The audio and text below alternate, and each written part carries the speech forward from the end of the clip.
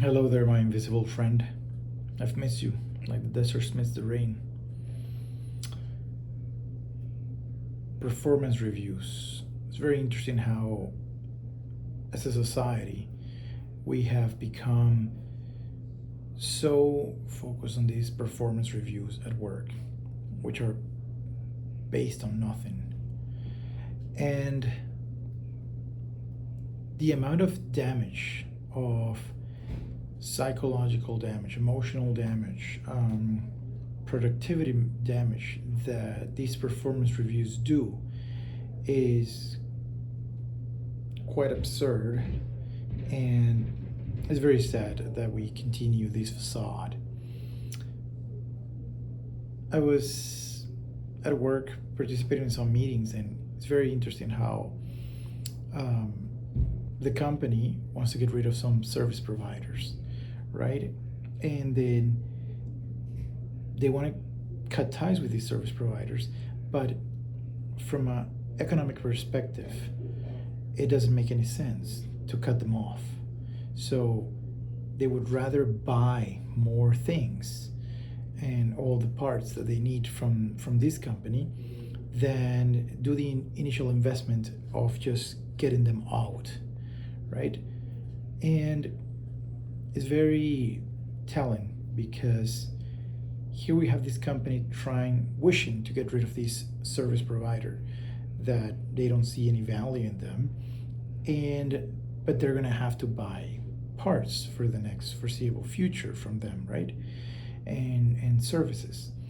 And but then on these other company, on the other side of this company, you will have the salespeople, right, being congratulated because they're gonna sell, I don't know, $50,000, $100,000, whatever amount, right, to this client, and they're gonna go through their performance reviews, and they're gonna go thinking that all those sales books that they read and all those sales trainings that they were sent to were like very good, and these performance improvement plans or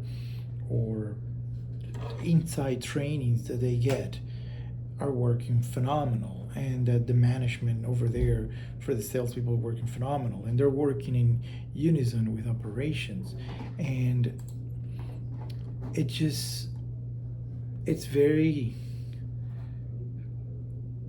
weird. Nassim Taleb has a book called Fooled by Randomness, which goes into the mathematical and systems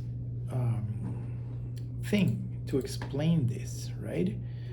And it's just absurd that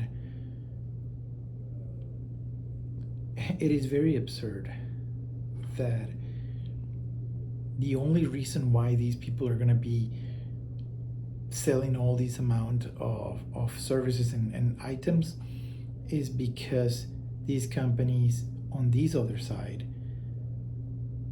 they just have to. So it doesn't matter. You can send the worst salesperson here or send the best salesperson here, and they're both going to sell the exact same thing. It doesn't matter. But on the other side, if this year the salespeople there are going to be commended and congratulated for all this hard work and massive sales that they did. I don't know, let's say maybe next year, in 2 years, they actually do get rid of these people.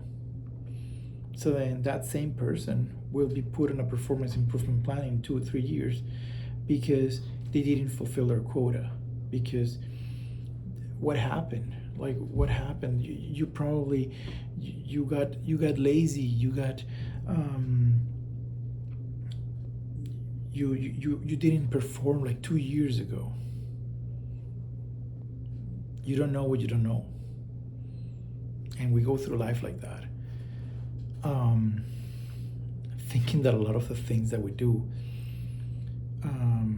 you have an impact on your direct things, but when you participate in complex systems, you pretty much have none. And I actually was reading here, Edward Deming wrote this 44 years ago in 1982 in Out of the Crisis, in page 101, evaluation of performance, merit rating, or annual review. The idea of a merit rating is alluring. The sound of the word captivates the imagination. Pay for what you get what you pay for. Motivate people to do their best for their own good. The effect is exactly the opposite of what the words promise. He understood that evaluation of performance was just a facade. In the introduction to the team handbook, Dr. Deming wrote, "The fact is that the system that people work in and the interaction with people may account for 90 or 95% of performance." And also on page 296 of the Leader's Handbook, someone in the audience asked Dr. Deming, "If we eliminate performance appraisals, as you suggest, what do we do instead?" Dr. Deming's reply was, "Whatever Peter Scholtes says." And Peter Scholtes, on total quality of performance appraisal, he said, "Improvement efforts should focus on systems, processes, and methods, not on individual workers. Those efforts that focus on improving the attentiveness, carefulness, speed, etc. of individual workers without changing the systems, processes, and methods constitute a low-yield strategy with negligible short-term results." Conventional problem solving would ask such questions as, whose area is this? Who is supposed to replace warm gaskets? We don't ask why, we ask who. We don't look for causes in the system, we look for culprits in the workforce. Performance appraisal is a who-based approach to problem solving. And you just have it right there. 44 years ago. And more now than ever, companies are just hammering down on performance reviews and all these things based on the individual person. And that's why I have an issue with modern pop psychology and pop HR and this modern pop therapy, because we're putting all the onus on the people instead of the system. And you are creating anxiety and depression, inducing anxiety and depression and stress on people for things that they don't have any real thing. So does that mean that you get rid of sales? No, you don't. So right there, like, why do these company wants to get rid of this other company? Because they suck at service. And what did Deming said? The fact is the system that people work in and the interaction with people is what accounts for performance, but not the person itself. Not that, again, just to finalize,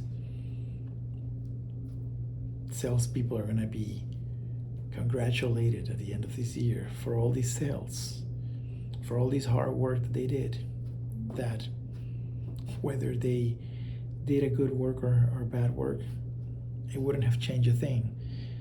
This company has to actually just get these parts right now. Can't get rid of these people right now. And that's just what it is. So anyway, I hope you have a good day, my invisible friend. I miss you like the deserts miss the rain. Take care.